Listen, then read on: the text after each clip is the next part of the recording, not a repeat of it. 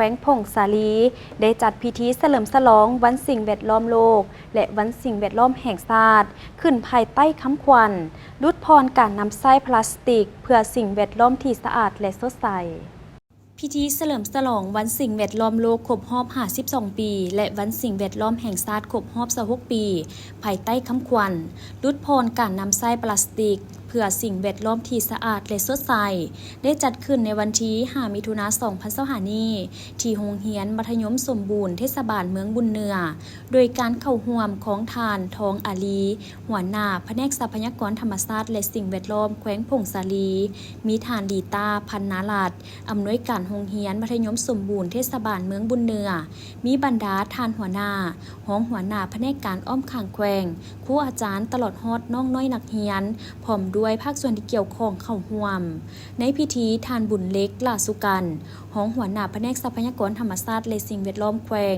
ได้ผ่านประวัติความเป็นมาของการเฉลิมฉลองวันสิ่งแวดล้อมโลกและวันสิ่งแวดล้อมแห่งชาติซึ่งนับตั้งแต่องค์การจัดตั้งสากลเพื่อการอนุรักษ์ธรรมชาติได้จัดกล่องประชุมครั้งปฐมฤกษ์เกี่ยวกับการศึกษาด้านสิ่งแวดล้อมขึ้นในปี 1948 เวียกงานดังกล่าวได้ขยายตัวอย่างต่อเนื่องพร้อมนั้นก็ได้รับฮ้องเอานโยบายพื้นฐานสำคัญเกิดมีขบวนการเคลื่อนไหวต่างๆผู้มีส่วนร่วมใหม่ได้ปรากฏขึ้นและนำเสนอหัวข้อใหม่ๆภายหลังองค์การสหประชาชาติได้จัดกล่องประชุมสุดยอดโลกเกี่ยวกับสิ่งแวดล้อมของมนุษย์ในปี 1972 ที่สต็อกโฮล์มประเทศสวีเดนกล่องประชุมได้รับฮ้องเอาการศึกษาสิ่งแวดล้อมสำหรับทุกคนโดยเฉพาะสำหรับเด็กน้อยและวัยหนุ่มซึ่งเป็นเวทีที่ได้ส่งเสริมเวียกงานการศึกษาด้านสิ่งแวดล้อมเป็นครั้งประวัติศาสตร์พร้อมนี้กล่องประชุมดังกล่าวยังได้รับฮ้องเอาวันที่5 มิถุนายนเป็นวันสิ่งแวดล้อมโลกดังนั้นนับแต่ปี 1972 เป็นต้นมาบรรดาประเทศต่างๆอยู่ในโลกก็ได้ร่วมกันเฉลิมฉลองวันสิ่งแวดล้อมโลกซึ่งมาปีนี้ได้ครบรอบ52 ปีสำหรับสาธารณรัฐประชาธิปไตยประชาชนลาวภาคและรัฐแม่นได้เอาใจใส่ส่งเสริมการปกปักรักษาบูรณะฟื้นฟูสิ่งแวดล้อม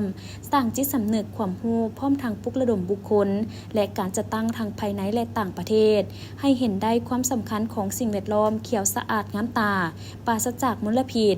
สาธารณรัฐประชาธิปไตยประชาชนลาวถือเอาวันที่5 มิถุนายนเป็นวันสิ่งแวดล้อมแห่งชาติเพื่อส่งเสริมสร้างจิตสำนึกและยกระดับความตื่นตัวในการปกปักรักษาสิ่งแวดล้อมให้แก่ประชาชนแต่ละปีศูนย์กลางและท้องถิ่นต้องสร้างขบวนการจัดพิธีเฉลิมฉลองด้วยรูปการที่เหมาะสมนับแต่ปี 1999 เป็นต้นมาซึ่งปีนี้แม่นครบรอบ26 ปีพร้อมกันนี้ท่านยังได้รายงานการจัดตั้งปฏิบัติเวียกงานสิ่งแวดล้อมในระยะผ่านมาอยู่แขวงพงสาลีโอกาสนี้ท่านท้องอาลีได้ผ่านสารของท่านสอนไซสีพันดอนนายกรัฐมนตรีเนื่องในวันสิ่งแวดล้อมโลกและวันสิ่งแวดล้อมแห่งชาติจากนั้นทางแผนกก็ได้มอบกระตาใส่ขี้เหงื่อและเบี้ยไม้ให้กับทางโรงเรียนและก็ได้พร้อมกันร่วมปลูกต้นไม้ไว้เป็นที่ระลึกให้กับโรงเรียนอีกด้วย